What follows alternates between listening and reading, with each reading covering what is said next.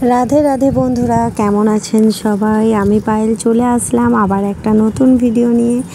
तो एटा एकटू बड़ो भिडियोटा आमी गनगनी गिয়েছিলাম যেটাকে আপনারা চেনেন গ্র্যান্ড ক্যানিয়ন গনগনি বলে।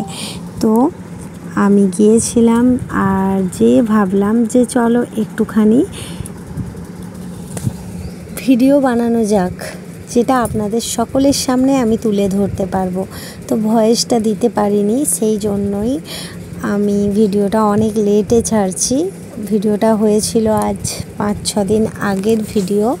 তো দেখুন আমাদের এখানে গনগনিটা কত সুন্দরভাবে নতুনভাবে তৈরি করা হয়েছে। এই সাইডটা মানে এই যে ভেতরটা আপনাদেরকে ঘুরে আমি দেখাচ্ছি, এটা কিন্তু আগে ছিল না, এই কয়েক বছর হলো নতুন তৈরি হয়েছে। আর আমি কিন্তু এই ফার্স্ট বারই ভেতরে ঢুকলাম, কারণ আমি এসেছিলাম, আমি ঢুকিনি কারণ সন্ধে হয়ে গিয়েছিল। তো সন্ধেবেলায় কি দেখবো আর ভেতরটা, সেই জন্য ভাবলাম চলো অন্য আরেকদিন এসে সেই দিন ভিডিও বানিয়ে আপনাদের কাছেও তুলে ধরবো আর আমরাও ঘুরে যাব।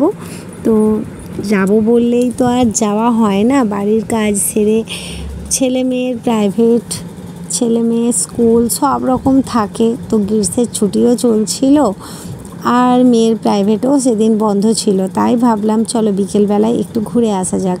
সেই জন্য মেয়ে আর আমি বেরিয়ে পড়েছিলাম। ছেলেকে বলেছিলাম, ছেলে কিন্তু যায়নি। ছেলেকে অনেকবার বললেও ছেলে যেতে চায় না। এখন ছেলে এখন বড় হয়েছে, তার বন্ধু বান্ধব হয়েছে, তার জন্য সে তার মতনভাবেই ঘুরতে পছন্দ করে।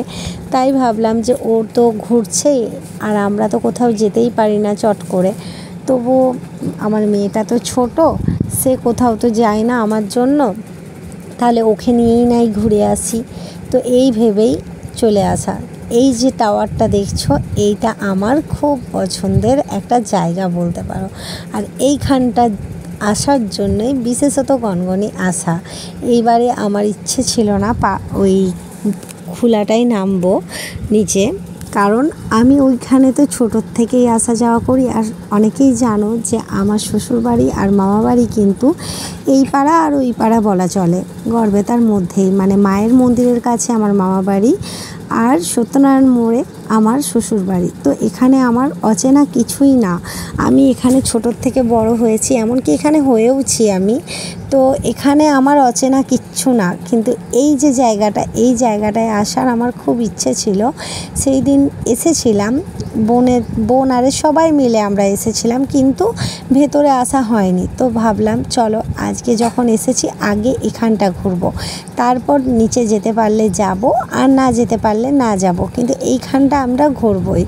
আর এখানে একটা ভালো কালী মন্দিরও আছে।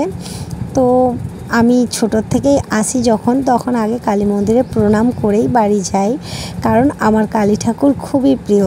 আমার অনেক ঠাকুরই প্রিয়, কারণ মানে মিথ্যে বলবো না, বজরংবলী, মা সর্বমঙ্গলা সকলকে আমি পছন্দ করি, কিন্তু কালী ঠাকুর কোথাও যে একটু বেশিই মনে হয় প্রিয়, জানি না, তো বলতেও নেই এরকমভাবে, তবুও বলে ফেললাম। তো দেখো এখান থেকে গনগনি খোলাটা কত সুন্দর দেখতে লাগছে। দেখতে দেখতেই আমার মেয়ে কিন্তু বেরিয়ে পড়েছে, এবার যাবে ওর নিচে, মানে যেটা গনগনি খোলা। তো আমার যাওয়ার ইচ্ছে থাকেনি, কারণ আমার সিঁড়িতে নামার এতটা মানে ইচ্ছে ছিল না। বাড়িতেও ওপর নিচ করে আমার অবস্থা শোচনীয় হয়ে যায়, আর এখানেও তাই, ওই জন্য ইচ্ছে ছিল না। কিন্তু ওর জোড়াজড়িতে আমাকে কিন্তু ওর জন্য নিচে নামতেই হয়েছিল। নামার সময়টা খুবই ভালো লাগে তার মধ্যেই, কিন্তু উঠতে যে আমার হাঁপানি চলে আসে, যেন মনে হয় যেন হাঁপ ধরে গেছে, মানে আমি নিঃশ্বাস নিতে পারি না সুদ্দান ঠিকঠাক করে। তারপর উঠে গিয়ে আগে জল কিনে জল খেয়ে তারপর 5 মিনিট দাঁড়িয়ে বাড়ি এসেছিলাম কালী মন্দির প্রণাম করে।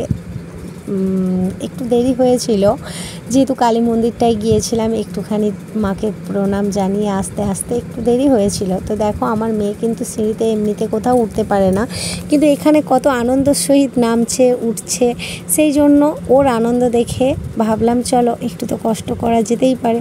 তো আমরা কিন্তু খাদের ধারে যাইনি, একটু নেমেছিলাম জাস্ট ও দেখে, তারপর ফিরে এসেছি। ভিডিওটা কেমন লাগলো অবশ্যই কমেন্ট করে জানাবেন।